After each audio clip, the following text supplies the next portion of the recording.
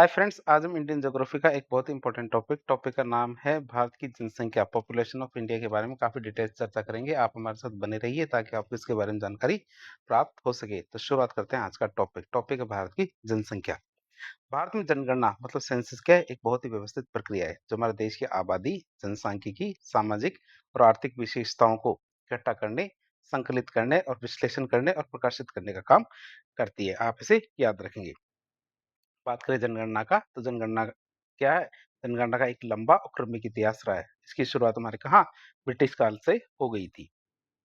आप इसे याद रखेंगे कि इसकी शुरुआत कब से?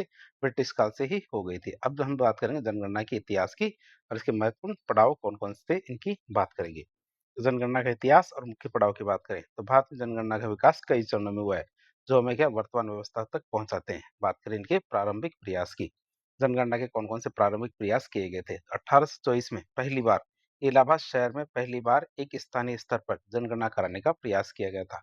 कहाँ पे? इलाहाबाद शहर में। कब? 1824 में पहली बार एक स्थानीय स्तर पर जनगणना कराने का प्रयास किया गया था। और ये हमारा एक छोटा और सीमित प्रयास था। आप इसे याद रखेंगे, बहुत छोटा प्रयास था और एक सीमित प्रयास था। बात करें 1827-28 में, तो जेम्स प्रिंसेप के द्वारा, किसके द्वारा? जेम्स प्रिंसेप के द्वारा बनारस, जिसे वाराणसी शहर कहते हैं, तो उसमें हमारी जनगणना कराई गई थी। किसके द्वारा? जेम्स प्रिंसेप के द्वारा सन 1827-28 में जो वाराणसी या बनारस शहर है, वहाँ पे जनगणना कराई गई थी। और ये भी हमारे एक स्थानीय स्तर का प्रयास था। 1830 की बात करें हेनरी वॉल्टर के द्वारा, किसके द्वारा? हेनरी वॉल्टर के द्वारा ढाका, जिसे अब बांग्लादेश भी कहते हैं। क्या बांग्लादेश की राजधानी है? ढाका। तो वहाँ पे एक भारतीय शहर की पहली पूर्ण जनगणना कराई गई थी। तो भारतीय शहर की पहली पूर्ण जनगणना कराई गई थी किसके द्वारा? हेनरी वॉल्टर के द्वारा। ढाका, जो बांग्लादेश की राजधानी, वहाँ पे कब? 1830 में। और ये एक बहुत ही महत्वपूर्ण कदम था। क्यों? क्योंकि इसमें एक पूरे शहर को कवर किया गया था। पूरे शहर की जनगणना करवाई गई थी। किसके द्वारा? हेनरी वॉल्टर के द्वारा 1830 में। 1836-37 की बात करें तो फोर्ट सेंट जॉर्ज, किसके द्वारा? फोर्ट सेंट जॉर्ज के द्वारा दूसरी जनगणना करवाई गई थी। और ये हमारे ब्रिटिश प्रशासन के द्वारा की गई जो शुरुआती प्रयासों से एक थी। हमारे फोर्ट सेंट जॉर्ज थे, इनके द्वारा दूसरी जनगणना करवाई गई थी। कब? 1836-37 में। और ये हमारे ब्रिटिश प्रशासन के द्वारा किए गए शुरुआती प्रयासों में से एक थी। 1849 की बात करें, किसकी? 1849 की बात करें तो भारत सरकार ने स्थानीय सरकारों को 5 वर्षीय आधार पे, क्या भारत सरकार ने स्थानीय सरकारों को हमारे 5 वर्षीय आधार पर जनगणना की, जनसंख्या की गणना करने का आदेश दिया था। कब? 1849 में। जो ये दिखाता है कि ब्रिटिश सरकार अब जनगणना को अधिक नियमित और व्यापक बनाने की दिशा में सोच रही थी। तो उन्होंने कहा स्थानीय सरकारों को कि वे हर 5 साल में या हर 5 साल के आधार पर जनसंख्या की गणना करेंगी। अब बात करें अखिल भारतीय जनगणना की। क्यों? क्योंकि इससे पहले तो जनगणना क्या है? स्थानीय स्तर पर शहरों तक सीमित थी, लेकिन अब बात करेंगे हम अखिल भारतीय स्तर पर जनगणना की। तो 1872 में तो ब्रिटिश वायसरॉय थे हमारे लॉर्ड मेयो। तो लॉर्ड मेयो के अधीन भारत में पहली बार अखिल भारतीय जनगणना का प्रयास किया गया था। मतलब पूरे भारत की जनगणना का प्रयास किया गया था 1872 में। और ये एक बहुत बड़ा कदम था। लेकिन ये एक गैर समकालिक जनगणना थी। कैसी थी? गैर समकालिक जनगणना थी। इसका मतलब ये है कि ये पूरे देश में एक साथ नहीं हुई थी, बल्कि अलग-अलग समय पर अलग-अलग क्षेत्रों में आंकड़े इकट्ठे किए गए थे। कब? 1872 में। फिर 1881 की बात करें तो 1881 में लॉर्ड रिपन के शासनकाल में भारत की पहली समकालिक मतलब पूरे देश में एक साथ और नियमित 10 की जनगणना शुरू हुई थी। कब से? 1881 से हमारे पूरी पहली बार क्या समकालिक और नियमित जनगणना शुरू हुई थी। मतलब पूरे देश में एक साथ जनगणना हुई थी 1881 में। और ये जनगणना क्या है? एक ऐतिहासिक मील का पत्थर साबित हुई। क्यों? क्योंकि इसके बाद से हर 10 वर्ष में बिना किसी रुकावट के जनगणना की जाती थी। और यह नियमितता आंकड़े जुटाने और विश्लेषण करने में बहुत ही महत्वपूर्ण साबित हुई थी। तो ये नियमितता क्या? आंकड़े जुटाने और विश्लेषण करने में बहुत ही महत्वपूर्ण साबित हुई थी। अब स्वतंत्र भारत में जनगणना की बात करें, किसकी? स्वतंत्र भारत में जनगणना की बात करें तो 1948 में तो भारत सरकार ने जनगणना अधिनियम 1948 पारित किया था। भारत सरकार ने क्या किया? जनगणना अधिनियम 1948 पारित किया। और यह अधिनियम जनगणना कराने के लिए एक मजबूत कानूनी ढांचा प्रदान करता है, जिससे यह सुनिश्चित होता है कि जनगणना व्यवस्थित और आधिकारिक तरीके से ही की जानी चाहिए। जो अधिनियम है ये बताता है कि जनगणना कैसे व्यवस्थित और आधिकारिक तरीके से की जानी चाहिए। 1951 की बात करें तो स्वतंत्रता के बाद भारत की पहली जनगणना आयोजित की गई थी 1951 में। और ये हमारे 1871 के बाद से हर दशक में आयोजित जनगणना की श्रृंखला में 9वीं जनगणना थी। कौन सी? 1951 की। जो स्वतंत्रता के बाद नए भारत के लिए बहुत ही महत्वपूर्ण आंकड़े प्रदान करती है। किसकी? नए भारत के आंकड़े प्रदान करती है। फिर 1951 से 2011 की जनगणना की बात करें तो 1951 के बाद से हर 10 वर्ष में जनगणना होती रही है और 2011 की जनगणना स्वतंत्र भारत की 7वीं और कुल मिला के देखें तो 15वीं जनगणना थी और ये हमारी नियमितता में भारतीय जनसंख्या के रुझानों और परिवर्तनों को समझने में मदद करती है। अब हम नवीनतम स्थिति के बारे में बात करेंगे। 2021 की स्थिति क्या है? तो भारत की अगली जनगणना 2021 में होनी थी, लेकिन कोविड-19 महामारी की वजह से इसे स्थगित कर दिया गया और ये जनगणना अब कब हो रही है? 2027 में जाके हो रही है। वर्तमान स्थिति की बात करें तो जुलाई 2025 की स्थिति थी, तो नवीनतम जानकारी के अनुसार देखें तो नवीनतम जनगणना के डेटा रिकॉर्ड करने की प्रक्रिया 2025 में शुरू होने की उम्मीद है, जिसकी रिपोर्ट 2026 में प्रकाशित की जाएगी। लेकिन ये हमारी जो भारत की पहली डिजिटल जनगणना होगी, जो हमारे क्या 2026 के अंदर शुरू होगी और 2 चरणों के अंदर शुरू होगी, जिसमें हमारे प्रौद्योगिकी का उपयोग करके डेटा संग्रह, प्रसंस्करण को अधिक कुशल बनाया जाएगा। तो जिसके आधिकारिक डेटा हमारे 2027 में जारी किए जाएंगे। किसके? अगली जनगणना के आप इसे याद रखेंगे। अब भारत की जनसंख्या की बात करेंगे जनगणना 2011 के अनुसार देखें तो जनगणना 2011 के आंकड़े भारतीय जनसंख्या के बारे में बहुत ही महत्वपूर्ण जानकारी प्रदान करते हैं। बात करें जानकारी की तो विश्व के कुल क्षेत्रफल का लगभग 2.4% भाग हमारे भारत के अंदर है। तो भारत का भौगोलिक क्षेत्रफल हमारे विश्व के कुल क्षेत्रफल का लगभग 2.4% है। आप इसे याद रखेंगे। विश्व की कुल जनसंख्या का 17.5% भाग, तो इतने छोटे से भौगोलिक क्षेत्र में विश्व की कुल जनसंख्या का 17.5% भाग निवास करता है, जो भारत को क्या है बहुत ही अत्यधिक घनी आबादी वाला देश बनाता है। भारत को क्या है बहुत ही अधिक घनी आबादी वाला देश बनाता है। कुल जनसंख्या की बात करें तो 2011 के जनगणना के अनुसार भारत की कुल जनसंख्या 121 करोड़ थी। जनसंख्या के विभिन्न पहलुओं को समझने के लिए 2011 की जनगणना के बारे में हम कुछ पहलुओं के बारे में चर्चा करेंगे। बात करें कौन-कौन से पहलू है? पहले हम देखेंगे भारत में जनसंख्या का वितरण, फिर जनसंख्या घनत्व, जनसंख्या वृद्धि, साक्षरता, लिंगानुपात और ग्रामीण और शहरी आबादी। इनके बारे में चर्चा करेंगे 2011 की जनगणना के अनुसार। सबसे पहले जनांकीय संक्रमण के बारे में बात करेंगे, डेमोग्राफिक ट्रांजिशन के बारे में बातचीत करेंगे। जनांकीय संक्रमण क्या होता है? जनांकीय संक्रमण का मतलब होता है कि किसी देश की जनसंख्या की वृद्धि की प्रक्रिया में क्या किसी देश की जनसंख्या वृद्धि की प्रक्रिया में समय के साथ होने वाला बदलाव। क्या किसी देश की जनसंख्या की वृद्धि होती है, उसकी प्रक्रिया में समय के साथ होने वाला बदलाव हमारे जनांकीय संक्रमण कहलाता है। और ये सिद्धांत एक सिद्धांत है जो ये बताता है कि कैसे जन्म दर और मृत्यु दर में परिवर्तन से किसी देश की कुल जनसंख्या और उसकी संरचना में बदलाव होता है। किसकी वजह से? जन्म दर और मृत्यु दर में परिवर्तन की वजह से देश की कुल जनसंख्या और उसकी संरचना में किस तरह से बदलाव होता है। जैसे जैसे कोई देश सामाजिक आर्थिक और स्वास्थ्य क्षेत्र में प्रगति करता है, जैसे जैसे हमारे कोई देश सामाजिक आर्थिक और स्वास्थ्य क्षेत्र में प्रगति करता है, वैसे वैसे जनसंख्या की वृद्धि दर में भी परिवर्तन आता जाता है और इसे हम जनांकीय संक्रमण कहते हैं। अब बात करें जनांकीय संक्रमण की अवस्थाओं के बारे में, क्या इसकी कितनी अवस्थाएं होती है? तो जनांकीय संक्रमण सिद्धांत को आमतौर पर 5 अवस्थाओं में बांटा जाता है। कितने? 5 अवस्थाओं में बांटा जाता है। पहली अवस्था आती है कौन सी? उच्च स्थिर अवस्था। कौन सी अवस्था है? उच्च स्थिर अवस्था की बात करें तो इसमें हमारी जन्म दर बहुत ज्यादा होती है, मृत्यु दर भी बहुत ज्यादा होती है। शुरुआती काल की बात कर रहे, जब हमारा अंग्रेजों का टाइम था, तब हमारी जन्म दर भी बहुत ज्यादा होती थी, तो मृत्यु दर भी बहुत ज्यादा होती थी। ये हमारी पहली अवस्था थी जिसमें उच्च स्थिर अवस्था थी। क्यों? क्योंकि दोनों मेंटेन था।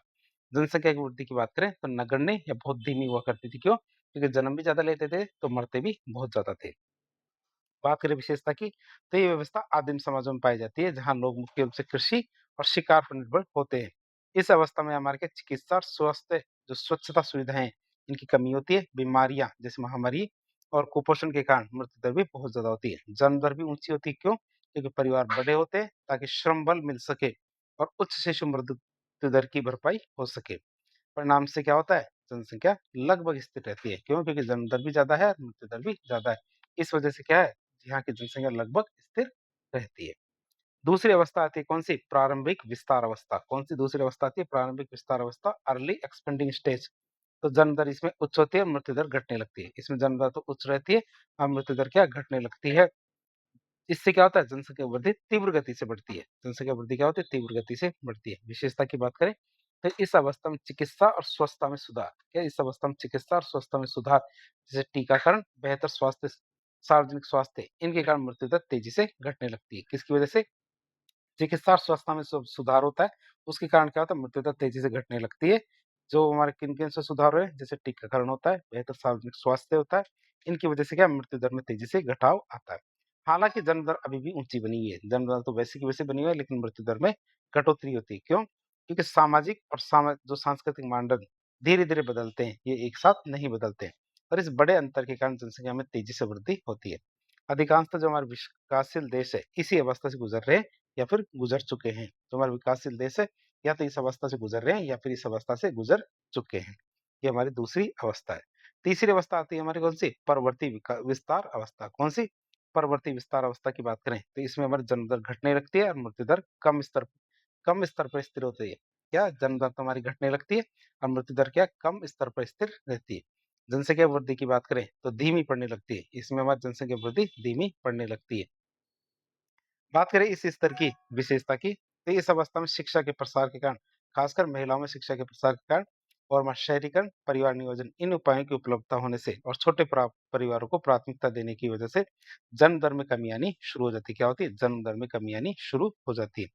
मृत्यु दर पहले ही कम हो चुकी है, लेकिन अब जन्म दर में भी कमी आनी शुरू हो जाती है और निचले स्तर पे स्थिर हो जाती है। मृत्यु दर क्या है? एक निचला स्तर है, वहां जाके स्थिर हो जाती है। जन्म और मृत्यु दर के बीच का अंतर अब धीरे-धीरे कम होने लगता है, जिससे जनसंख्या वृद्धि धीमी पड़ने लगती है। भारत क्या वर्तमान में इसी अवस्था में, जिसमें हमारे क्या मृत्यु दर तो बहुत कम है, लेकिन जन्म दर भी अब धीरे-धीरे कम हो रही है। तीसरी अवस्था है। चौथी अवस्था आती है हमारी कौन-सी? निम्न स्थिर अवस्था। चौथी अवस्था कौन-सी? निम्न स्थिर अवस्था, जिसे लो स्टेटनरी स्टेज कहते हैं। इसमें हमारी जन्म दर कम होती है और मृत्यु दर भी कम होती है। जनसंख्या वृद्धि की बात करें तो जनसंख्या वृद्धि स्थिर या बहुत धीमी होती है। इसमें हमारे क्या जनसंख्या वृद्धि क्या स्थिर होती है और बहुत धीमी होती है। विशेषता की बात करें तो ये अवस्था हमारे विकसित देशों में पाई जाती है। कहाँ पाई जाती है? ये अवस्था हमारे विकसित देशों में पाई जाती है। चौथी अवस्था।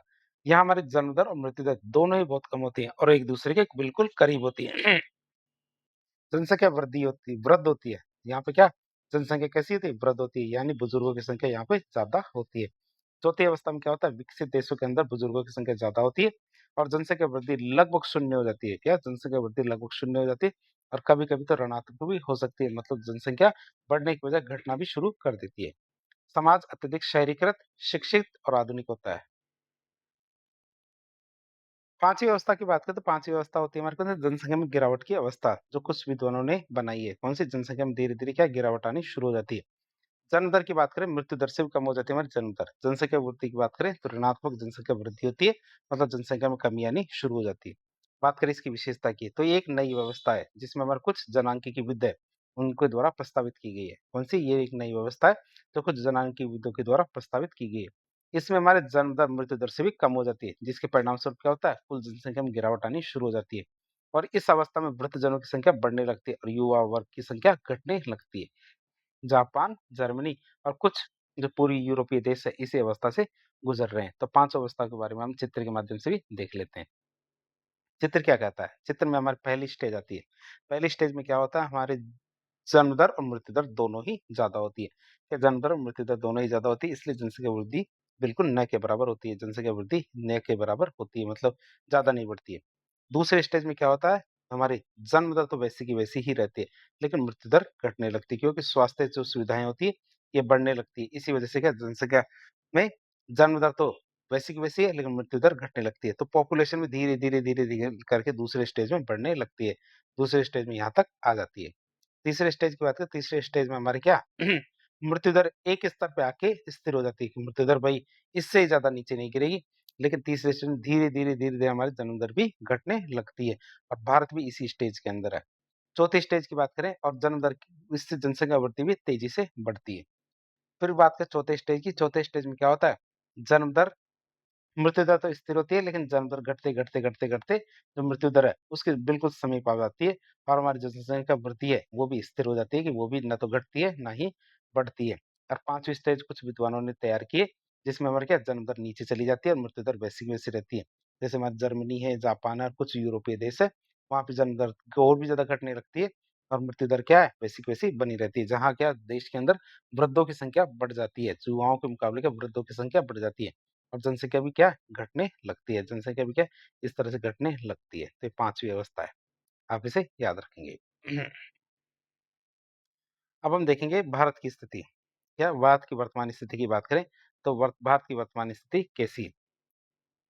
तो भारत वर्तमान में जनांकीय संक्रमण की तीसरी अवस्था में। क्यों? क्योंकि यहाँ प्राकृतिक वृद्धि दर, मतलब जन्म दर और मृत्यु दर अभी भी ज़्यादा है। मतलब जन्म दर क्या है? बहुत ज़्यादा है किसके मुकाबले? मृत्यु दर के मुकाबले। और जन्म दर अभी भी मृत्यु दर से काफ़ी अधिक है। हालाँकि जन्म दर में गिरावट का रुझान तो है, गिर रही है, लेकिन गिरते-गिरते इतनी भी नहीं गिरी कि मृत्यु दर को टच कर सके।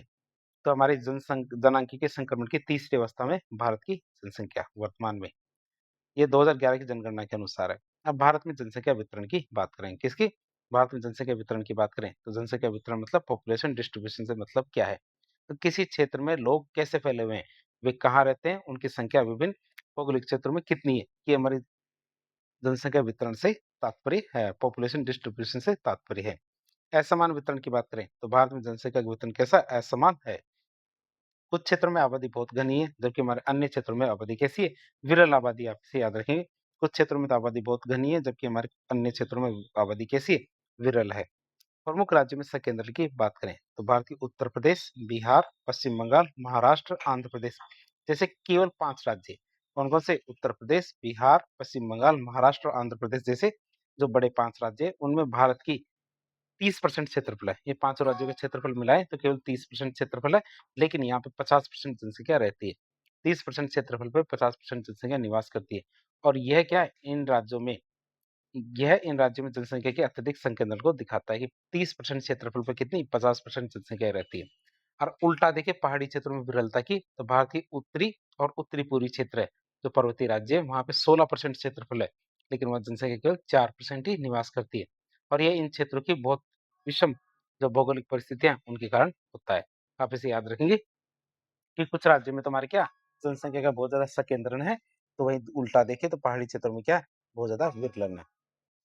अब जनसंख्या के वितरण को कौन-कौन सी चीज़ें प्रभावित करती है? तो जनसंख्या वितरण को प्रभावित करने वाले कारकों के बारे में देखेंगे।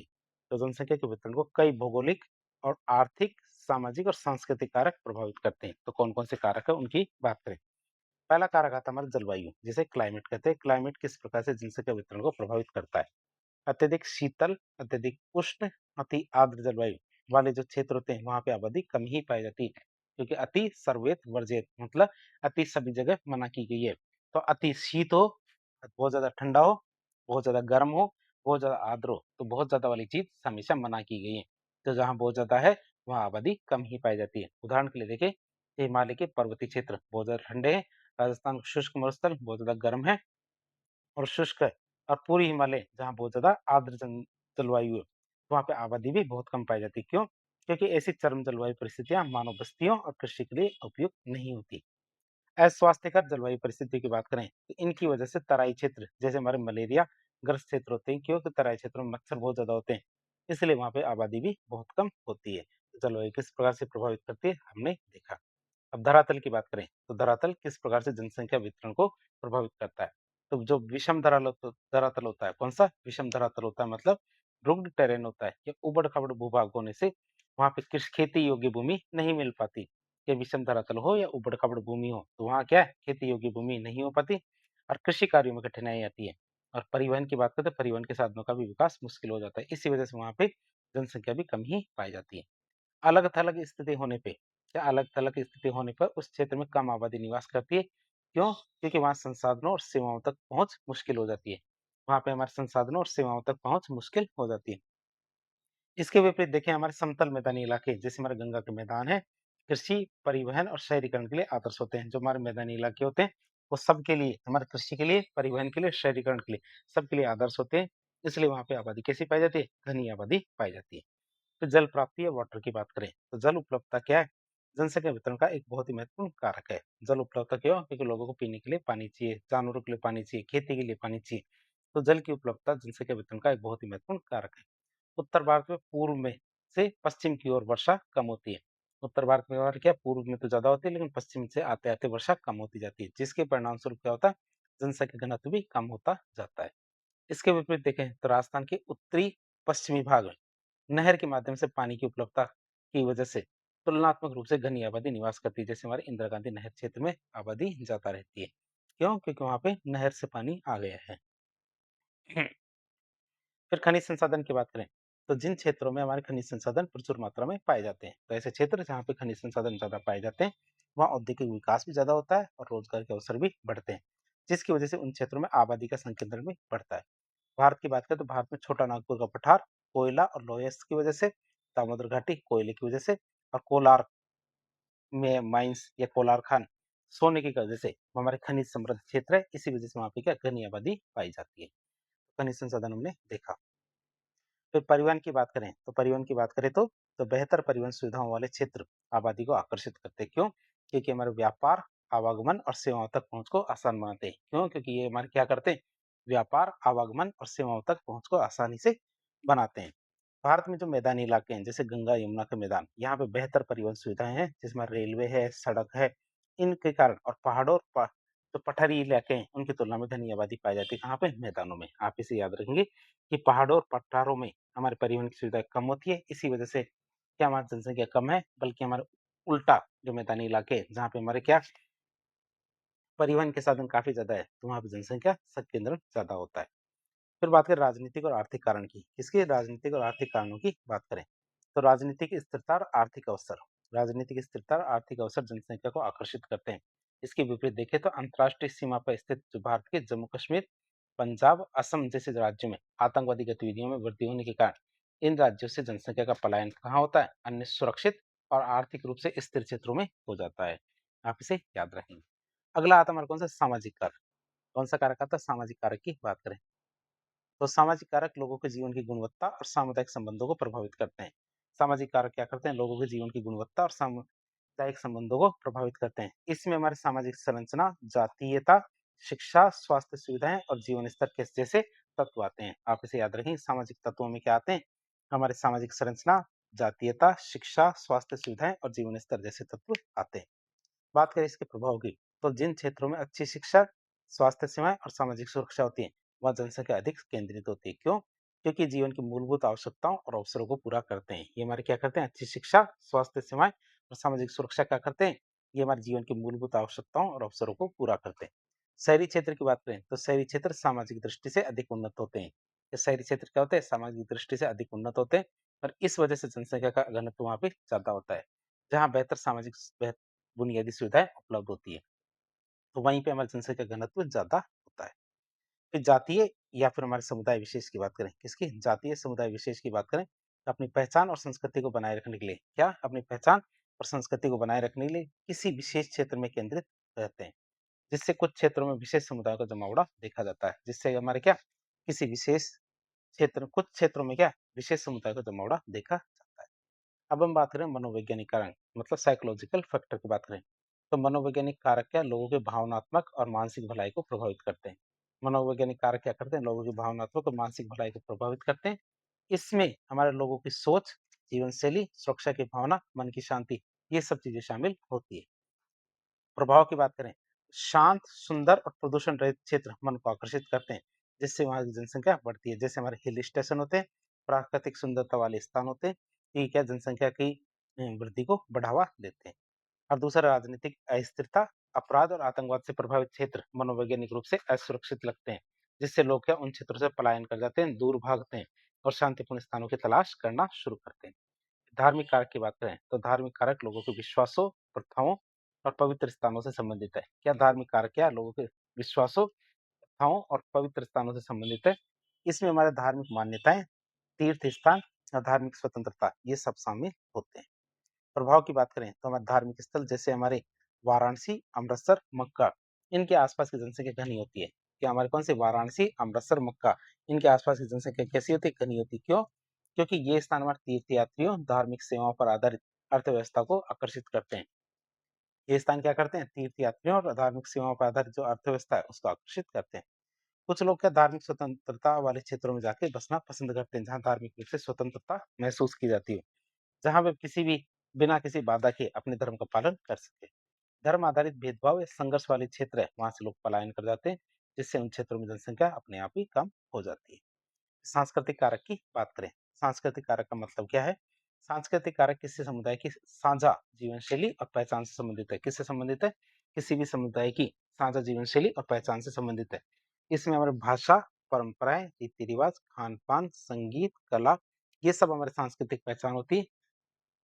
अब बात करें इससे क्या प्रभाव पड़ता है तो लोग ऐसे क्षेत्रों में रहना पसंद करते हैं जहां उनकी भाषा और संस्कृति को स्वीकार्यता मिले, जिससे उन्हें क्या अपनेपन और पहचान का अनुभव होता है।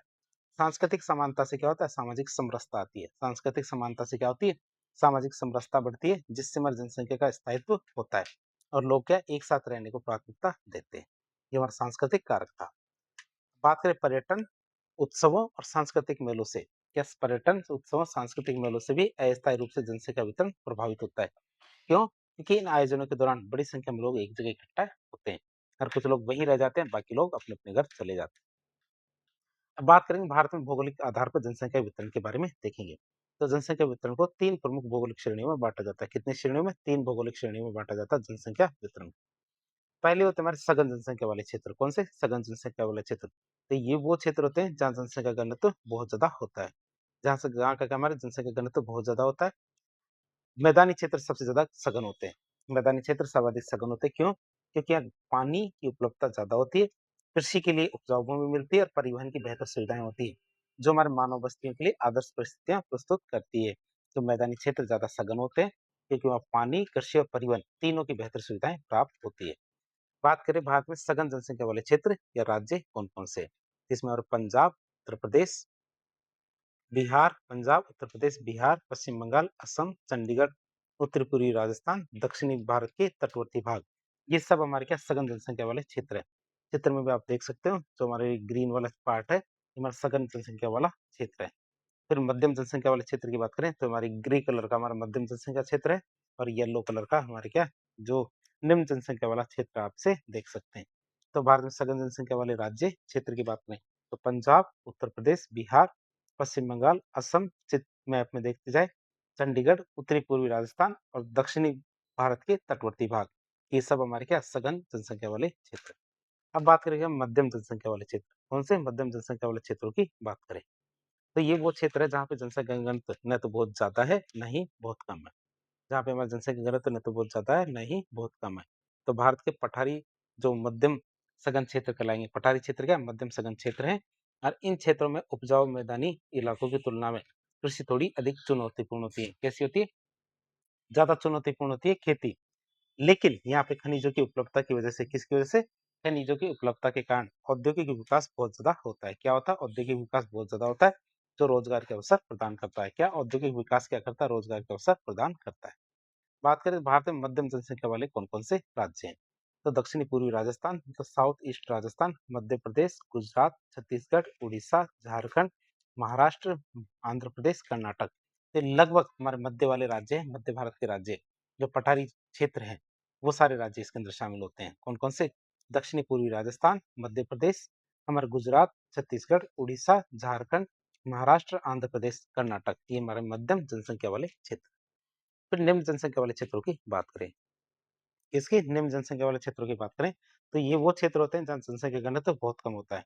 क्या? जनसंख्या घनत्व बहुत कम होता है, वो ऐसे क्षेत्र है भारत के उत्तरी और उत्तरी पूर्वी जो पर्वतीय राज्य है, ये उत्तरी और उत्तरी पूर्वी पर्वतीय राज्य, पश्चिमी राजस्थान, इनमें हमारे प्राकृतिक और धरातलीय विषमता पाई जाती है।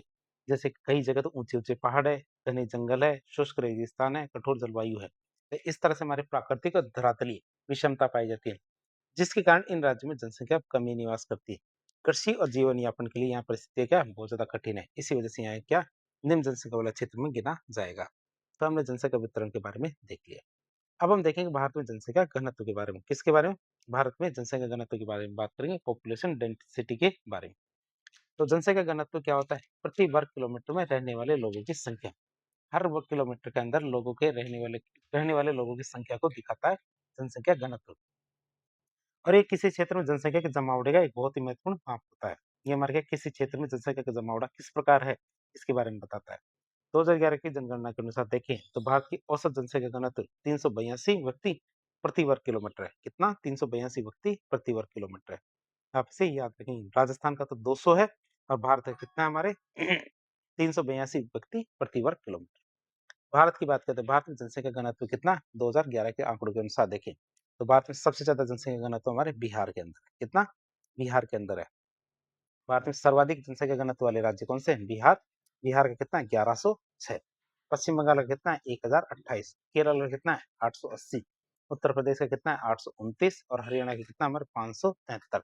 तो इस तरह देख सकते हैं भारत में अधिक जनसंख्या घनत्व वाले राज्य तो बिहार 1106, पश्चिम बंगाल 1028, हमारे केरल 860, उत्तर प्रदेश 829 और हरियाणा कितना 573। ये तो हमने राज्य देख लिया। अब हम देखेंगे सबसे भारत में सबसे कम जनसंख्या घनत्व वाले राज्य कौन से हैं। भारत में सबसे कम जनसंख्या घनत्व वाले राज्यों की बात करें तो अरुणाचल प्रदेश की 17, तो राजस्थान में जैसलमेर जो जिला है उसका जनसंख्या घनत्व भी 17 है, अरुणाचल प्रदेश का भी 17 है।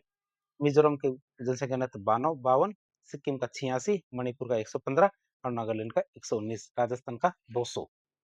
बात करिए हमने जनसंख्या घनत्व देखिए सबसे कम वाले अरुणाचल प्रदेश का 17, मिजोरम का 52, सिक्किम का 86, मणिपुर का 115 और नागालैंड का 119।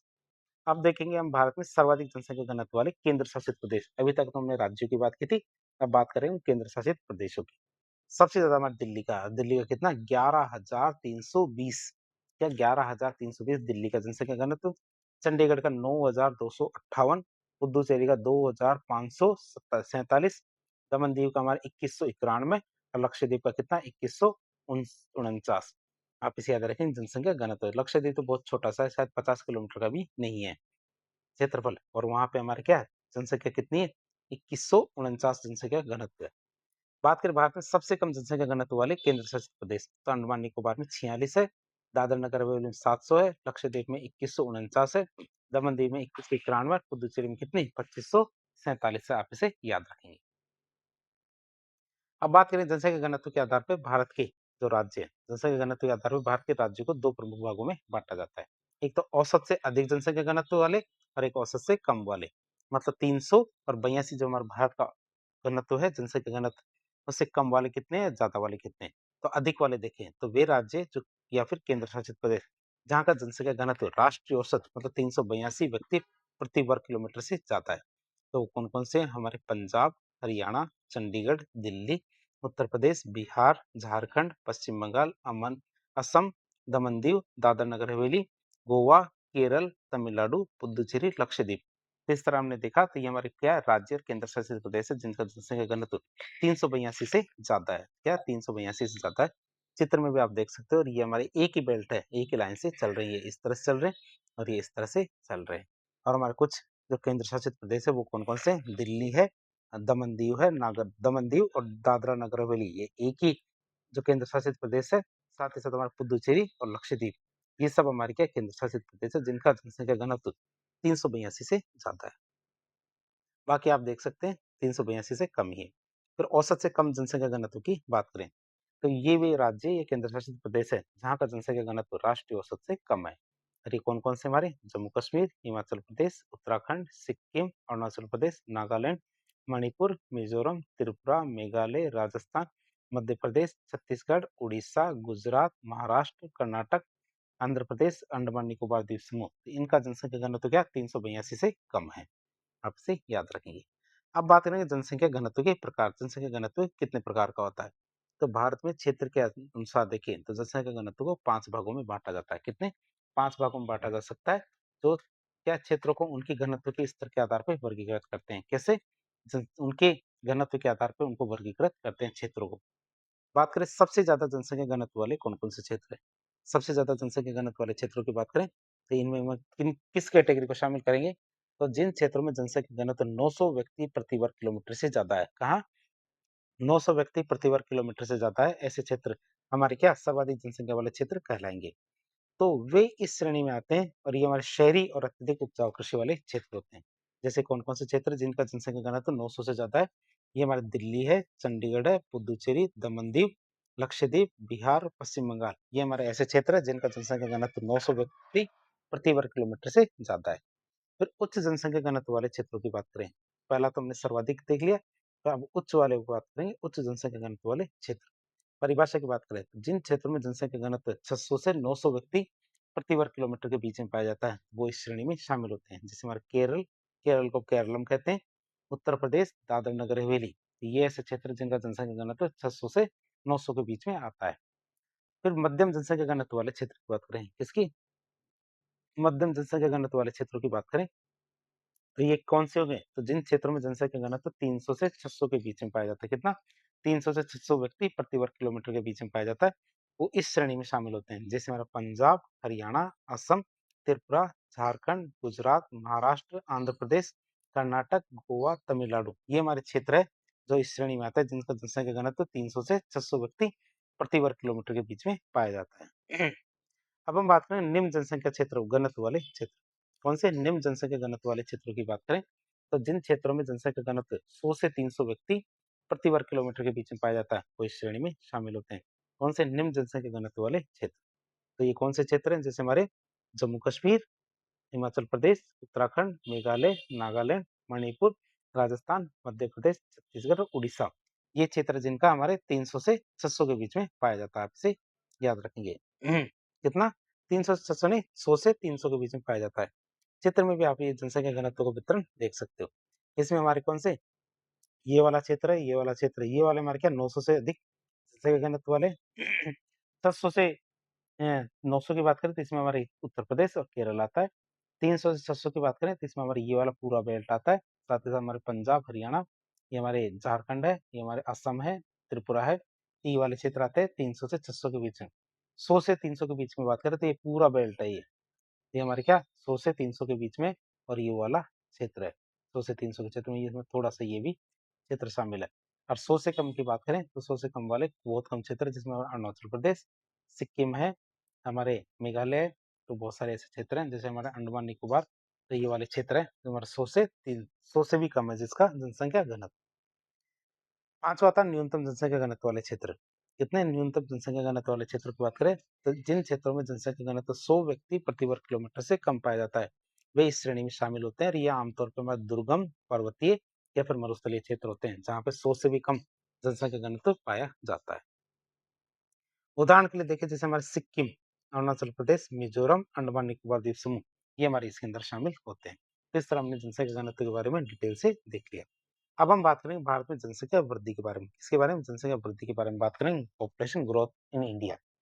जनसंख्या वृद्धि किसे कहते हैं? जनसंख्या वृद्धि से तात्पर्य है एक निश्चित अवधि में किसी क्षेत्र की जनसंख्या में होने वाले परिवर्तन से, या एक निश्चित क्षेत्र के अंदर एक निश्चित अवधि में, निश्चित क्षेत्र का निश्चित अवधि में किसी क्षेत्र की जनसंख्या में होने वाले परिवर्तन से। भारत में जनसंख्या की वृद्धि मुख्य रूप से 10 के आधार पर देखी जाती है। किस आधार पर देखी जाती है? 10 के आधार पर देखी जाती है। यानी हर 10 साल में कितनी वृद्धि हुई है ये देखा जाता है। सन 1901 से 2011 के बीच में भारत में जनसंख्या वृद्धि को 4 प्रमुख अवस्थाओं में बांटा जा सकता है। कितनी? 4 प्रमुख अवस्थाओं में बांटा जा सकता है। तो कौन-कौन सी 4 अवस्था है उनकी बात करें। पहली अवस्था आती है 1901 से 1921 के बीच में। 1901 से 1921 के बीच में बात करें इसकी। फिर दूसरी आती है 1921 से 1951, तीसरी 51 से 81 और चौथी आती है 1981 से 2011। तो बात करें पहली अवस्था 1901 से 1921, ये हमारे मंद वृद्धि का काल है। कौन सा? मंद वृद्धि का काल है। क्यों? क्योंकि इसमें प्राकृतिक वृद्धि दर मतलब जन्म दर और मृत्यु दर में से घटाएं। जन्म दर तो 48 थी, मृत्यु दर 47 थी, तो दोनों का अंतर 1 है। इसका मतलब वृद्धि कैसी हो रही है? मंद गति से हो रही है। जनसंख्या कितनी थी? 23 से 25 करोड़ के आसपास जनसंख्या थी 1901 से 1921 के बीच में। वार्षिक वृद्धि दर की बात करें तो 0.27% ही हर साल बढ़ रही थी जनसंख्या। दूसरा काल आता है 1921 से 1951 तक, जिसमें जन्म दर तो हमारी ज्यादा बनी हुई है, वो भी कितनी 40, मृत्यु दर कम हुई है मतलब 27 तक आ जाती है।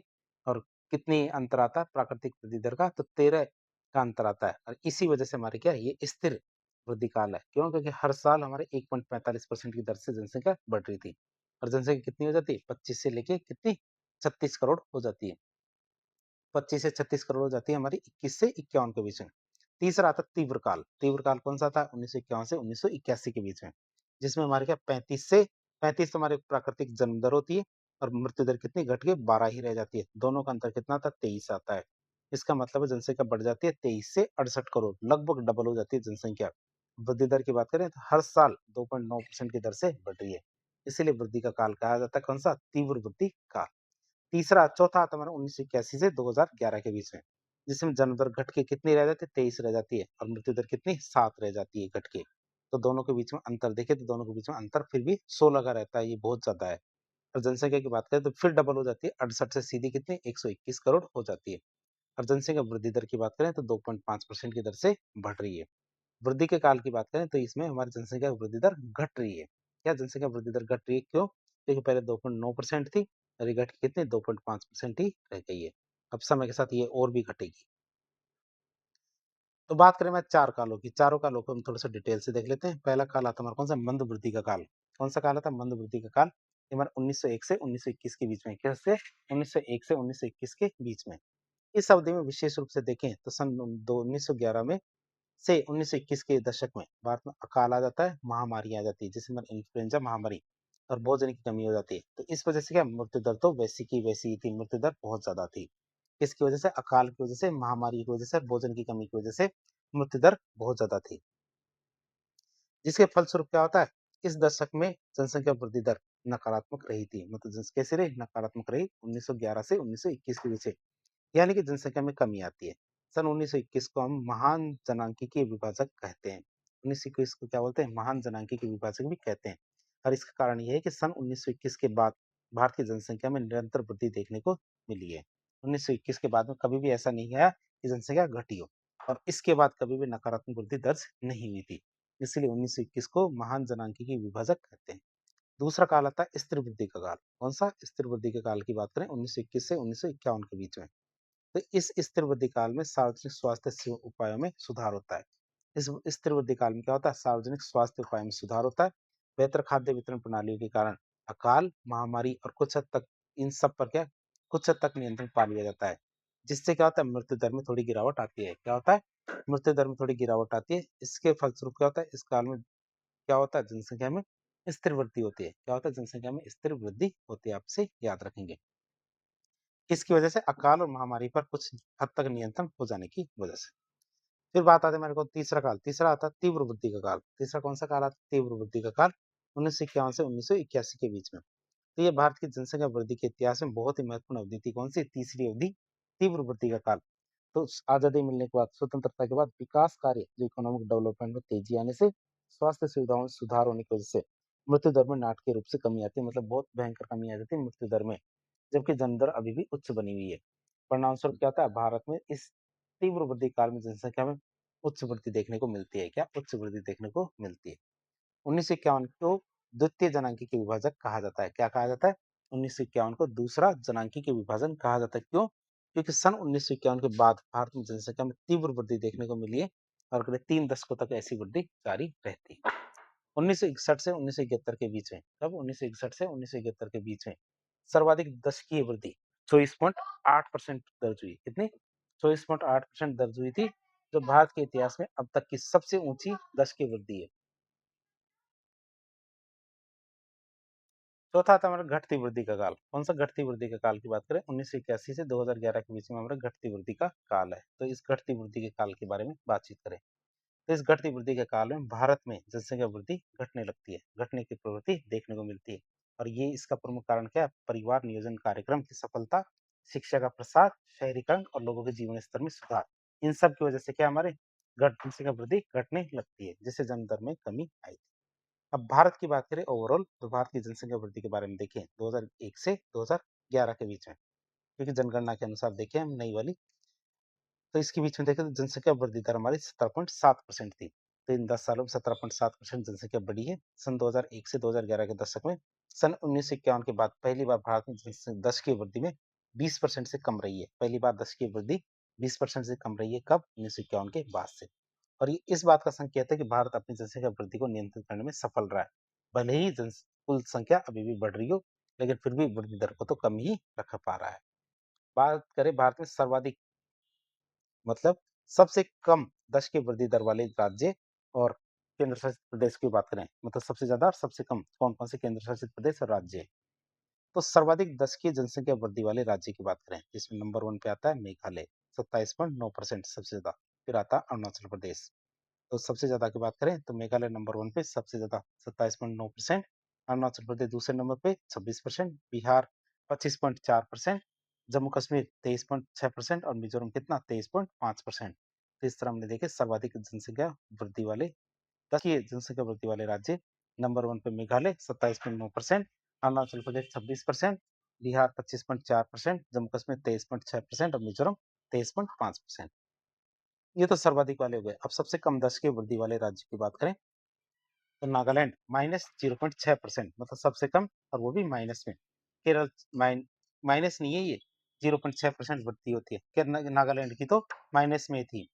केरल की बात करें तो केरल में 4.9%, गोवा में 8.2% और आंध्र प्रदेश में 11%, और हिमाचल प्रदेश की बात करें तो हिमाचल प्रदेश में हमारी 12.9% है। कितने हिमाचल प्रदेश में 12.9% और सिक्किम में हमारी कितनी 12.9% सेम है। आप इसे याद रखेंगे, हिमाचल प्रदेश और सिक्किम दोनों में सेम है। आप इसे याद रखेंगे, न्यूनतम 10 की जनसंख्या वृद्धि। तो माइनस में हमारे किसके, नागालैंड की है, आप इसे याद रखेंगे। फिर केरल, गोवा और आंध्र प्रदेश आते हैं। फिर सर्वाधिक 10 की जनसंख्या वृद्धि वाले केंद्र शासित प्रदेश कौन से हैं? तो दादर नगर हवेली में लगभग डबल, मतलब 55.9%। दमन दीव में हमारे 53.8%। आप ये सोचेंगे दोनों अलग अलग कैसे, लेकिन 2011 की जनगणना आई थी तब दोनों अलग अलग थे, लेकिन दोनों को मिलाकर वर्तमान में एक कर दिया गया है। पुदुचेरी के हमारे 28.1%, दिल्ली की 21.2%। फिर सबसे कम 10 की वृद्धि वाले कौन कौन से केंद्र शासित प्रदेश है? तो लक्षद्वीप के 6.3% सबसे कम, अंडमान निकोबार के 6.9%, चंडीगढ़ के 17.2%। बात करें तो हमारे ये सब आंकड़े देख लिए, एक बार वापस देख लें इसको। सर्वाधिक 10 की वृद्धि वाले जिले मेघालय, अरुणाचल प्रदेश, बिहार, जम्मू कश्मीर और मिजोरम। सबसे कम 10 की जनसंख्या वृद्धि वाले दो राज्य हैं, उनकी बात करें नागालैंड, केरल, गोवा, आंध्र प्रदेश, हिमाचल प्रदेश और सिक्किम। फिर बात करें सर्वाधिक 10 की वृद्धि वाले जो कौन कौन से केंद्र शासित प्रदेश है, उसमें दादर नगर हवेली, दमन दीव, पुदुचेरी, दिल्ली। और सबसे कम 10 की वृद्धि वाले कौन से केंद्र शासित प्रदेश है? तो लक्षद्वीप, अंडमान निकोबार और चंडीगढ़, ये हमारे क्या सबसे कम वाले केंद्र शासित प्रदेश है। अब हम देखेंगे नागालैंड में नकारात्मक 10 की वृद्धि दर्ज हुई थी। ये हमने पहले भी देख लिया था, नागालैंड में क्या नकारात्मक 10 की वृद्धि दर्ज हुई थी, जिसका मतलब है 2001 से 2011 के दशक में वहां की जनसंख्या बढ़ने की बजाय कम हो गई थी। जनसंख्या वृद्धि दर के आधार पर राज्य को जो भारत के राज्य है उनको दो भागों में बांटा जाता है। क्या बांटा जाता है? दो भागों में बांटा जाता है। एक तो औसत 10 की वृद्धि दर, क्या औसत 10 की वृद्धि दर से अधिक वाले राज्य, और औसत 10 की वृद्धि से कम वाले राज्य। तो ये वो राज्य होते हैं। पहला हम देखेंगे औसत 10 की वृद्धि से अधिक वाले राज्य कौन कौन से हैं। तो ये वो राज्य या केंद्र शासित प्रदेश है जहाँ की जनसंख्या वृद्धि दर राष्ट्रीय 10 की औसत मतलब 17.7 से ज्यादा है। तो बात करें ऐसे कौन कौन से राज्य, ऐसे राज्यों की बात करें तो हमारे जम्मू कश्मीर, उत्तराखंड, हरियाणा, दिल्ली, उत्तर प्रदेश, बिहार, झारखंड, राजस्थान, मध्य प्रदेश, छत्तीसगढ़, गुजरात, दमन दीव, दादर नगर हवेली, पुदुचेरी, अरुणाचल प्रदेश, मेघालय, मणिपुर और मिजोरम। चित्र में भी आप देख सकते हो जो हमारे हार्ड ग्रीन वाले क्षेत्र है ये हमारे क्या औसत से अधिक वाले क्षेत्र है, और येलो वाले क्षेत्र औसत से कम वाले क्षेत्र। औसत कितना है? 17.7। फिर बात करें हमारे औसत 10 की वृद्धि से कम वृद्धि वाले कौन कौन से राज्य हैं। तो ये वो राज्य केंद्र शासित प्रदेश है जहाँ की जनसंख्या वृद्धि दर राष्ट्र की 10 की औसत 17.7 से कम है। बात करें वो कौन कौन से, हमारे हिमाचल प्रदेश, चंडीगढ़, असम, नागालैंड, त्रिपुरा, पश्चिम बंगाल, उड़ीसा, आंध्र प्रदेश, महाराष्ट्र, गोवा, कर्नाटक, केरल, तमिलनाडु और अंडमान निकोबार। ये हमारे 17.7 से कम वाले राज्य, ये केंद्र शासित प्रदेश। अब हम बात करेंगे जनसंख्या वृद्धि दर के आधार पर भारत को तीन क्षेत्रों में बांटा जाता है। क्या जनसंख्या वृद्धि दर के आधार पर भारत को तीन क्षेत्रों में बांटा जाता है? पहला, अधिक जनसंख्या वृद्धि दर वाले क्षेत्र। ऐसे क्षेत्रों में 10 की वृद्धि दर 30% से ज्यादा थी। क्या ऐसे क्षेत्र जिनकी जनसंख्या 10 की वृद्धि दर 30% से ज्यादा थी, और ये अत्यधिक तीव्र वृद्धि वाले क्षेत्र है। क्या ये अत्यधिक तीव्र वृद्धि वाले क्षेत्र है जो अक्सर छोटे आधार मतलब जनसंख्या या फिर विशेष कारणों के से होता है, जैसे प्रवास की वजह से होता है, या तो उनकी क्या जनसंख्या कम है या फिर उनका प्रवास कम है। इसी वजह से हमारे अधिक जनसंख्या वृद्धि वाले क्षेत्र है। इन क्षेत्रों में मुख्यतः हमारे दादर नगर हवेली और दमन दीव जैसे केंद्र शासित प्रदेश शामिल होते हैं, जिनकी 10 की जनसंख्या वृद्धि दर कितनी 30% से भी ज्यादा है। दूसरा था मध्यम जनसंख्या वृद्धि वाले क्षेत्र। तो ऐसे क्षेत्रों में 10 की वृद्धि दर 20 से 30% के बीच में पाई जाती है, और यह अभी भी एक महत्वपूर्ण वृद्धि दर होती है, लेकिन सबसे अधिक नहीं होती है। क्या सबसे अधिक नहीं है, लेकिन फिर भी ज्यादा ही होती है। इसमें हमारे कौन से राज्य ये केंद्र शासित प्रदेश आते हैं? चित्र में हमारे ग्रीन वाले हैं, क्या हार्ड ग्रीन वाले हैं, इसी के अंदर आते हैं। मध्यम वाले में हार्ड ग्रीन वाले आते हैं, येलो वाले में कौन से आते हैं? हमारे 20% से नीचे वाले। क्या 20% से नीचे वाले हमारे क्या येलो में आते हैं। तो कौन कौन से राज्य हमारे? जम्मू कश्मीर, राजस्थान, मध्य प्रदेश, उत्तर प्रदेश, बिहार, झारखंड, छत्तीसगढ़, मेघालय, अरुणाचल प्रदेश, मिजोरम, पुदुचेरी, दिल्ली। तो ये राज्य जिनकी जनसंख्या वृद्धि दर क्या 10 की है, 20 से 30% के बीच में। फिर बात आती है कम जनसंख्या वृद्धि वाले क्षेत्र। तो ऐसे क्षेत्रों में 10 की वृद्धि दर 20% से भी कम पाई जाती है, और यह इन क्षेत्रों को दिखाता है जहाँ जनसंख्या वृद्धि या तो धीमी हो गई है या लगभग जाके स्थिर हो गई है। बात करें कौन से राज्य या केंद्र शासित प्रदेश इसमें? हिमाचल प्रदेश, उत्तराखंड, पंजाब, हरियाणा, गुजरात, महाराष्ट्र, कर्नाटक, केरल, तमिलनाडु, आंध्र प्रदेश, तेलंगाना। तेलंगाना 2014 में बना था, लेकिन 2011 के आंकड़ों में आंध्र प्रदेश के साथ ही रहेगा। उड़ीसा, पश्चिम बंगाल, असम, नागालैंड, मणिपुर, त्रिपुरा, अंडमान निकोबार, लक्षद्वीप, चंडीगढ़, सिक्किम। तो ये हमारे कौन से राज्य या केंद्र शासित प्रदेश है जिनकी जनसंख्या वृद्धि दर 20% से कम है? कितनी? 20% से कम है। अब हम भारत में साक्षरता के बारे में देखेंगे। किसके बारे में देखेंगे? साक्षरता के बारे में देखेंगे। तो साक्षरता क्या है? किसी व्यक्ति को पढ़ने और लिखने की क्षमता को दिखाती है। साक्षरता क्या करती है? किसी व्यक्ति को पढ़ने और लिखने की क्षमता को दिखाती है। भारत में बात करें तो भारत में 7 वर्ष या उससे अधिक आयु का कोई भी व्यक्ति, भारत में 7 वर्ष या उससे अधिक आयु का कोई भी व्यक्ति जो किसी भाषा को समझ सकता है, पढ़ सकता है और लिख सकता है, किसी भाषा को पढ़ सकता है, समझ सकता है और लिख सकता है, तो उसे साक्षर माना जाएगा। और साक्षरता दर क्या? मानव विकास का बहुत ही महत्वपूर्ण संकेतक है। इससे पता चलता है मानव विकास हो रहा है या नहीं। भारत में सन 1961 से 2011 तक, क्या 1961 से 2011 तक पुरुष और महिला साक्षरता में अंतर कितना? 16.3% रहा था। कितना रहा है? 16.3% रहा है, जो लैंगिक समानता की दिशा में प्रगति को दिखाता है, लेकिन ये अंतर अभी भी बहुत ज्यादा है। भारत में पुरुष और महिला साक्षरता में सबसे ज्यादा अंतर कहाँ? राजस्थान में पाया जाता है, जो हमारे महिला शिक्षा में क्षेत्रीय असमानता को दिखाता है कि हमारे बहुत सारे ऐसे क्षेत्र हैं जिसमें महिलाओं को शिक्षित नहीं किया गया है। भारत में पुरुष और महिला साक्षरता में न्यूनतम अंतर कहाँ है? मेघालय में है। सबसे ज्यादा अंतर राजस्थान में है। न्यूनतम अंतर क्यों है मेघालय में? क्यों? क्योंकि ये जो लैंगिक समानता के संदर्भ को बेहतर स्थिति में दिखाता है। कहाँ? मेघालय। बात करें भारत में साक्षरता की रुझान की, साक्षरता की बात करें तो 1901 में पुरुष साक्षरता हमारी 9.83 थी, तो महिला साक्षरता हमारी 0.60% थी। कुल साक्षरता देखें तो 5.35% थी। 61 में आते आते पुरुष साक्षरता हमारी 40.40% हो गई और महिला साक्षरता हमारे 15.35% हो गई थी। ओवरऑल देखें तो 28.30% साक्षरता थी। 2001 की बात करें तो 75.26% पुरुष साक्षरता थी, महिलाओं के 53.67% हमारी साक्षरता थी। आप देख सकते हैं कितना ड्रास्टिक चेंज होता है। 64.83% हमारे ओवरऑल साक्षरता थी। 2011 की बात करें तो 80.9% पुरुष साक्षरता, 64.4% महिला साक्षरता हो गई। तो ओवरऑल देखें तो 73% हमारी ओवरऑल साक्षरता हो जाती है। फिर भी दोनों में काफी अंतर है, 16% का लगभग अंतर है फिर भी। और ये आंकड़े साफ साफ दिखाते हैं कि पिछले एक शताब्दी में भारत में साक्षरता दर में उल्लेखनीय वृद्धि हुई है। हालांकि महिला साक्षरता में पुरुषों की तुलना में अभी भी वृद्धि धीमी ही है। अब भारत में साक्षरता के वितरण की बात करें, किन किन क्षेत्रों में साक्षरता किस प्रकार है? तो भारत में साक्षरता का क्षेत्रीय वितरण असमान है। इसका मतलब यह है कि देश के विभिन्न हिस्सों में साक्षरता दर में बहुत ज्यादा अंतर है। उत्तर भारत की तुलना में दक्षिण भारत में साक्षरता ज्यादा है, और ये हमारे दक्षिण भारतीय राज्यों में शिक्षा और सामाजिक सुधार आंदोलनों पे किए गए जो ऐतिहासिक जोर है उसका परिणाम देखने को मिलता है। भारत में आंतरिक क्षेत्रों की तुलना में तटीय क्षेत्रों में साक्षरता ज्यादा है। इसका कारण क्या? बेहतर कनेक्टिविटी, व्यापार और शहरीकरण, इनकी वजह से हमारे यहाँ पे साक्षरता ज्यादा है, जो शिक्षा के अवसरों को बढ़ावा देती है। अब हम बात करें भारत में सर्वाधिक साक्षरता वाले क्षेत्र कौन कौन से हैं। सर्वाधिक साक्षरता वाले क्षेत्रों में नंबर 1 पे केरल, फिर लक्षद्वीप, मिजोरम, गोवा, त्रिपुरा, ये टॉप लेवल पे आते हैं। सबसे कम में आते हैं हमारे कौन से? बिहार, अरुणाचल प्रदेश, राजस्थान, झारखंड और आंध्र प्रदेश। ये हमारे क्या सबसे कम साक्षरता वाले क्षेत्र आते हैं। तो सबसे ज्यादा में हमारे केरल आता है, लक्षद्वीप आता है, मिजोरम, गोवा और त्रिपुरा आता है।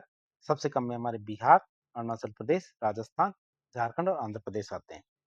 बात करें औसत साक्षरता दर के आधार पर भारत को दो भागों में बांटा जाता है। क्या? औसत जो हमारी साक्षरता दर है इसके आधार पर भारत को दो भागों में बांटा जाता है। एक तो हमारे औसत साक्षरता दर से अधिक राज्य वाले राज्य, मतलब जिनकी जो साक्षरता दर है औसत से ज्यादा है। दूसरे हमारे कौन से है? औसत से कम वाले। तो ये वो राज्य या केंद्र शासित प्रदेश है जिनकी साक्षरता दर राष्ट्रीय औसत 73% से ज्यादा है। और वो कौन कौन से? हमारे अंडमान निकोबार, चंडीगढ़, दादरा नगर हवेली, दमन दीव, गोवा, दिल्ली, गुजरात, हरियाणा, हिमाचल प्रदेश, कर्नाटक, केरल, लक्षद्वीप, महाराष्ट्र, मणिपुर, मेघालय, मिजोरम, नागालैंड, पुदुचेरी, पंजाब, सिक्किम, तमिलनाडु, त्रिपुरा, उत्तराखंड और पश्चिम बंगाल। तो ये हमारे कौन से वो राज्य या केंद्र शासित प्रदेश है जिनकी साक्षरता दर क्या है? राष्ट्रीय औसत मतलब 73% से ज्यादा है। अब कम वालों की बात कर लेते हैं। तो राष्ट्रीय साक्षरता दर औसत से कम वाले कौन कौन से राज्य हैं? तो ये वो राज्य या केंद्र शासित प्रदेश है जिनकी साक्षरता दर राष्ट्रीय औसत मतलब 73% से कम है। और ऐसे कौन से बच गए हैं हमारे? आंध्र प्रदेश, अरुणाचल प्रदेश, बिहार, असम, छत्तीसगढ़, जम्मू कश्मीर, मध्य प्रदेश, उड़ीसा, राजस्थान और उत्तर प्रदेश। चित्र में भी आप देख सकते हैं एक तरह का पूरा बेल्ट है ये। 73% से ज्यादा वाले कौन से हैं? एक तरह से देखते हैं ये पूरा का पूरा बेल्ट है, जिसमें हमारे क्या छोटा सा ये बेल्ट है, और ये भी इस तरह से देख सकते हो ये पूरा बेल्ट है जिनकी साक्षरता दर क्या है 73% से ज्यादा है। बाकी बचा हुआ एक ही पूरा बेल्ट बन गया जिसकी साक्षरता दर क्या हमारे 73% से कम है। अब हम देखेंगे भारत में लिंगानुपात के बारे में, सेक्स रेशियो के बारे में बातचीत करेंगे। तो लिंगानुपात क्या होता है? प्रति हजार पुरुषों पर महिलाओं की संख्या को दिखाता है। लिंगानुपात क्या करता है? हर हजार पुरुषों पर महिलाओं की संख्या को दिखाता है और ये जनसंख्या की लैंगिक समान संरचना को मापने का एक बहुत ही महत्वपूर्ण सामाजिक संकेतक है यह लिंगानुपात। भारत में लिंगानुपात की बात करें तो भारत में औसत लिंगानुपात 2011 की जनगणना के अनुसार देखें तो 943 महिलाएं प्रति 1000 पुरुषों पर था। 1000 पुरुषों पर कितने? 943 महिलाएं हैं। आप इसे याद रखेंगे 2011 की जनगणना के अनुसार। मतलब महिलाएं बहुत ज्यादा कम है। भारत में लिंगानुपात की बात करें तो 1961 में हमारे 941 था। 2001 में आते आते ये घट के कितना 933 ही रह गया। 2011 में बढ़ के कितना 943 हो गया। ओवरऑल देखें तो हमारे लिंगानुपात फिर भी बहुत कम है। 2001 से 2011 के बीच या 2001 से 2011 के बीच में लिंगानुपात में सुधार देखा गया है जो हमारे महिला सशक्तिकरण और कन्या भ्रूण हत्या के खिलाफ चलाए गए जो अभियान है उनके प्रभाव को दिखाता है। अब हम बात करें भारत में सर्वाधिक लिंगानुपात और सबसे कम लिंगानुपात वाले क्षेत्र। तो सर्वाधिक लिंगानुपात की बात करें तो सबसे ज्यादा हमारे केरल में है और वो भी कितना 1000 से ज्यादा। तो हम महिलाएं पुरुषों के मुकाबले ज्यादा है 1084। फिर तमिलनाडु, फिर आंध्र प्रदेश, पुदुचेरी, लक्षद्वीप ये हमारे राज्य हैं जिनमें सर्वाधिक लिंगानुपात है। केरल, फिर तमिलनाडु, फिर आंध्र प्रदेश, पुदुचेरी, लक्षद्वीप। भारत में सबसे कम लिंगानुपात वाले क्षेत्र कौन से हैं? इसमें हमारा दमन दीव जिसमें हमारे लिंगानुपात 618 ही है। मतलब लगभग आधी महिलाएं हैं पुरुषों के मुकाबले। दादर नगर हवेली, चंडीगढ़, दिल्ली, अंडमान निकोबार और हरियाणा ये हमारे सबसे कम लिंगानुपात वाले क्षेत्र हैं। बात करें केरल की तो केरल का लिंगानुपात 1000 से ज्यादा है जिसका मतलब यह है कि वहाँ पुरुषों की तुलना में महिलाओं की संख्या ज्यादा है जो सामाजिक विकास का एक बहुत ही सकारात्मक संकेत। इसके विपरीत देखें दमन दीव और दादर नगर हवेली जैसे जो हमारे केंद्र शासित प्रदेश है वहाँ का लिंगानुपात तो बहुत ज्यादा कम है जो लैंगिक असमानता को दिखाता है। तो लैंगिक वितरण के बारे में तो हमने देख लिया। अब भारत में लिंगानुपात की बात करें कौन से? बाल बच्चों के लिंगानुपात की बात करें तो बाल लिंगानुपात क्या है? तो 0 से 6 वर्ष की आयु के जो वर्ग के जो प्रति हजार लड़कों पर लड़कियों की संख्या हमारे बाल लिंगानुपात को दिखाती है। अरे भावी जनसंख्या की लैंगिक संरचना समाज में लड़कियों के प्रति दृष्टिकोण इनको दिखाने वाला एक महत्वपूर्ण संकेत है। जैसे 0 से 6 वर्ष के आयु वर्ग में तो भारत का बाल लिंगानुपात जनसंख्या 2011 के अनुसार देखें कितना है? 919। और ये चिंता का बहुत ज्यादा बड़ा विषय है। क्यों? क्योंकि लड़के ज्यादा है लड़कियां कम है। क्योंकि ये राष्ट्रीय औसत लिंगानुपात से कम है जो कन्या भ्रूण हत्या और लिंग चयनात्मक गर्भपात की समस्या को दिखाता है। एक बार चयन करने के बाद क्या है पता लगता है लड़की है तो उसका गर्भपात करवा दो, इस समस्या को दिखाता है। जिस वजह से लिंगानुपात घट के कितना 919 ही रह गया बाल लिंगानुपात। बात करें भारत में सर्वाधिक बाल लिंगानुपात कहाँ है? हमारे अरुणाचल प्रदेश है वो भी कितना 972। भारत में सबसे कम बाल लिंगानुपात हरियाणा में है तो मात्र कितना 834 है।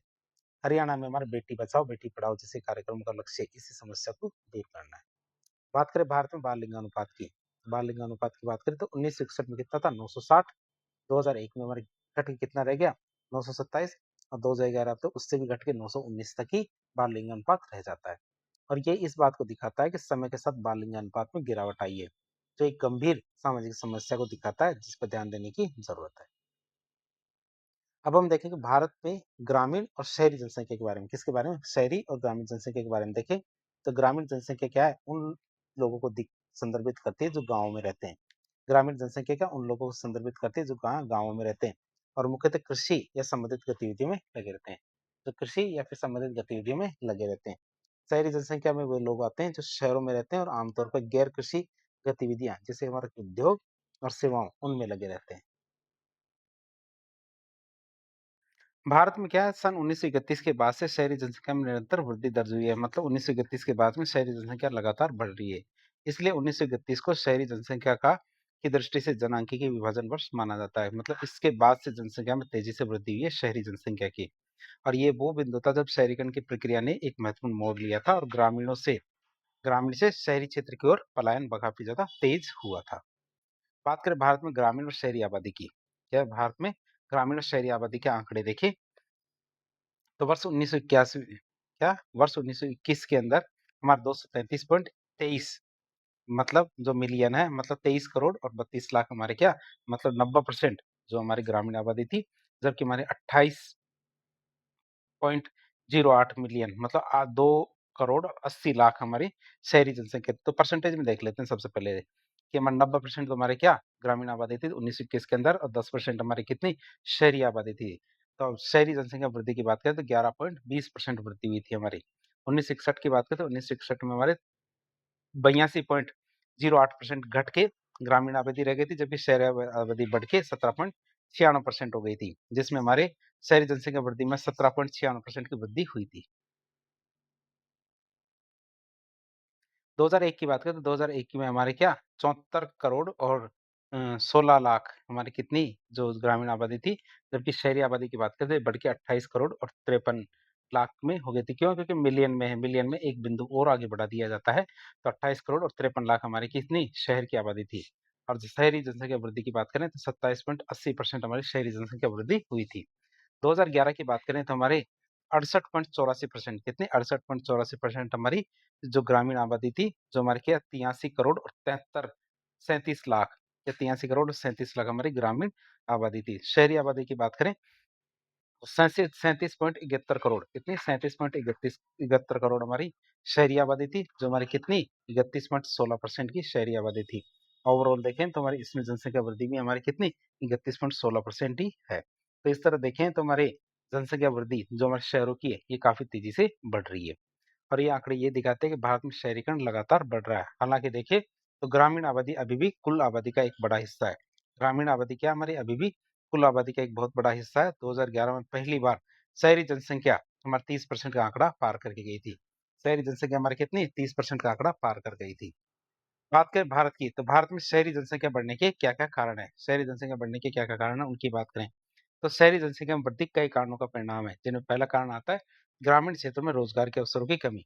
तो कृषि पर बढ़ती निर्भरता, कृषि उत्पादकता में कमी और ग्रामीण क्षेत्रों में गैर कृषि रोजगार के सीमित अवसर। क्या ग्रामीण क्षेत्रों में गैर कृषि रोजगार के सीमित अवसर क्या लोगों को शहरों की ओर धकेलते हैं। दूसरा आता है हमारे शहरों में अधिक सुविधाओं का होना। शहरों में अधिक सुविधाओं के होने की बात करें तो शहरों में बेहतर शिक्षा, स्वास्थ्य सेवाएं, स्वच्छता, बिजली, पानी, मनोरंजन और अन्य नागरिक सुविधाएं ये उपलब्ध होती है, जो ग्रामीण आबादी को शहरों की ओर आकर्षित करती है।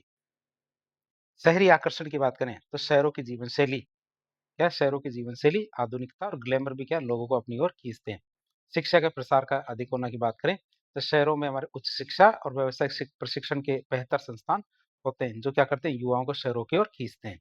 शहरों में औद्योगिकरण का होने की बात करें तो शहरों में स्थापित उद्योग और सेवा केंद्रों में रोजगार के अवसर प्रचुर मात्रा में होते हैं, जो हमारे ग्रामीण क्षेत्रों से श्रम का आकर्षण पैदा करते हैं, कि ग्रामीण क्षेत्रों से श्रम को आकर्षित करते हैं। शहर में हमारे परिवहन और संचार के साधनों के विकास की बात करें तो बेहतर पर्यटन नेटवर्क और संचार सुविधाएं क्या बेहतर परिवहन नेटवर्क और संचार सुविधाएं शहरों को अधिक सुलभ बनाती है, जिससे क्या लोगों का आवागमन आसान होता है, जिससे क्या होता है लोगों का आवागमन आसान होता है और व्यापारिक गतिविधियां भी बढ़ती है, जिससे हमारी क्या व्यापारिक गतिविधियां भी बढ़ती है। फिर ग्रामीण क्षेत्रों में कृषि में लाभ कम होने की बात करें कि ग्रामीण क्षेत्रों में कृषि में लाभ कम होना मतलब जलवायु परिवर्तन और छोटे भूखंड और कृषि की अनिश्चितता के कारण किसानों के लिए कृषि लाभकारी नहीं रह गई, जिससे वे क्या हमारे शहरी क्षेत्रों में बेहतर आर्थिक अवसरों की तलाश करते रहते हैं। ग्रामीण क्षेत्र में कुटीर और लघु उद्योगों में कमी की बात करें तो पारंपरिक कुटीर और लघु उद्योगों का पतन ग्रामीण रोजगार के अवसरों को और भी ज्यादा कम कर देता है, जिससे हमारे लोग शहरों में वैकल्पिक आजीविका की तलाश में रहते हैं। और इस सारे के सारे कारक मिलकर क्या भारत में शहरीकरण की प्रक्रिया को बढ़ावा दे रहे हैं और जनसंख्या वितरण को प्रभावित कर रहे हैं। अब हम जनसंख्या नीतियों के बारे में बातचीत करेंगे। तो राजस्थान की राज्य जनसंख्या नीति हमारी 20 जनवरी 2000 को जारी की गई थी। तो उसके बाद हमारे 15 फरवरी 2000 को हमारे राष्ट्रीय जनसंख्या नीति भी जारी हो गई थी। तो ये हमारे क्या कुछ जनसंख्या नीतियों के बारे में डेटा है। बात करें राष्ट्रीय जनसंख्या नीति के उद्देश्य, तो तात्कालिक उद्देश्य क्या है हमारी गर्भ निरोधक और स्वास्थ्य सुविधाएं उपलब्ध कराना। मध्यकालिक जो हमारे उद्देश्य क्या है 2010 तक एफटीएफआर मतलब टोटल फर्टिलिटी रेट या कुल प्रजनन दर को 2.1 के स्तर पर लेके आना। और दीर्घकालिक उद्देश्य क्या है इसका 2045 तक स्थिर जनसंख्या के लक्ष्य को प्राप्त करना। तो ये हमारे राष्ट्रीय जनसंख्या नीति के उद्देश्य जो हमारे कब जारी की गई थी 15 फरवरी 2000 को। अब हम नवीनतम जनगणना की बात करेंगे जो 16वीं जनगणना है 2027 की रूपरेखा क्या है। ये जनगणना कोविड के कारण बहुत ज्यादा प्रभावित हुई थी, लेकिन इसका प्रस्तावित खाका क्या है। तो हमारी ये 2 चरणों में होगी। पहले चरण की बात करें फिर दूसरे चरण की बात करेंगे। तो पहले चरण की बात करेंगे तो हमारे 1 अप्रैल 2026 से 30 सितंबर 2026 तक हमारे पहले चरण की जनगणना हुई है, जिसमें हमारे आवास की स्थिति, घरेलू सुविधाओं की जानकारी ये सब रिकॉर्ड की जाएगी। दूसरे चरण की बात करें तो 1 फरवरी 2027 से 1 मार्च 2027 तक हमारे दूसरे चरण की जनगणना होगी, जिसमें जनसांख्यिकी, सामाजिक आर्थिक विवरण और जाति संबंधी प्रश्न पूछे जाएंगे। बात करें इसके मैस्कॉट या शुभंकर की, तो विकास तो हमारा पुरुष प्रगणक है और महिला क्या प्रगणक क्या हमारी प्रगति। आप इसे याद रखेंगे, इसके शुभंकर क्या है, विकास तो पुरुष प्रगणक है और महिला क्या है हमारी प्रगति प्रगणक है।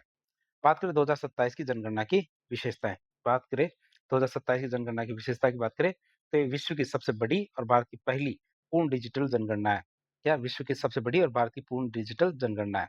स्वगणना की बात करें, सेल्फ एन्यूमरेशन की सुविधा, तो जो हमारा HLO है, मतलब house listing operations, mobile application के माध्यम से 16 क्षेत्रीय भाषाओं में उपलब्ध है। स्वतंत्र भारत की पहली और 1931 के बाद में भारतीय इतिहास की दूसरी जाति आधारित जनगणना है। ये हमारे क्या 1931 के बाद की भारत के इतिहास की दूसरी जाति आधारित जनगणना, आप इसे याद रखेंगे। तकनीकी विकास की बात करें तो इसका डिजिटल प्लेटफॉर्म भारत सरकार के इलेक्ट्रॉनिक्स और आईटी मंत्रालय के अधीन जो सीडेक है, centre for development end of advanced computing, इसके द्वारा तैयार किया गया है।